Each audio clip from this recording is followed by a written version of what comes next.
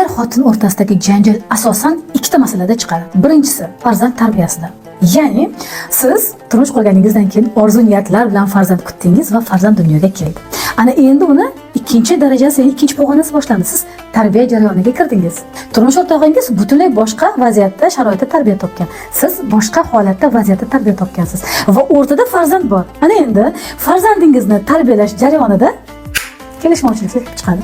Masalan, o'zimda shunday holat bo'ladi. Men o'zim bolalarimni ursam, bu men uchun normal holat, ya'ni bu tabiiy. Lekin turmush o'rtog'im urishib qolsa bormi, yuraklarim titilib ketadi. Go'yoki bu normal holat emasdek.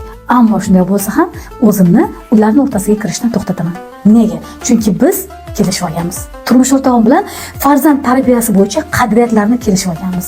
Nima xohlaymiz? Farzandimiz qanaqa bo'lishini xohlaymiz va bu yo'lda bizga yoqmagan ba'zi jihatlar bo'lsa ham o'zimizni nazorat qilishni o'rganishimiz kerak. Keyin vaziyat o'tgandan keyin ma'noga tushuntiraman. Sal oshirib boradi shekilli dadasi desam, men urishganim ko'rinadi, sen urishganing ko'rmaydi. Kecha sen urishganingda ham oshirib o'rganing, yuragim ichiga tegib ketdi. Ayniqsa qizim urishganga chidolmayman degan fikrlarni aytadilar.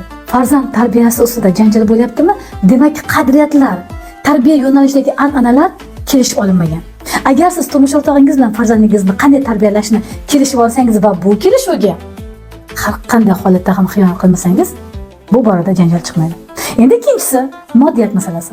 Siz oq otda kelgan, chiroyli oppoq otlarda kelgan shahzodangiz turmushdan keyin biroz kam pul topib boshlasa, ko'zingizga oq otdagi shahzoda emas, balki eshak minib kelayotgan cho'ponday ko'rinishi ham mumkin va bu tabiiy holat qaysidir ma'noda.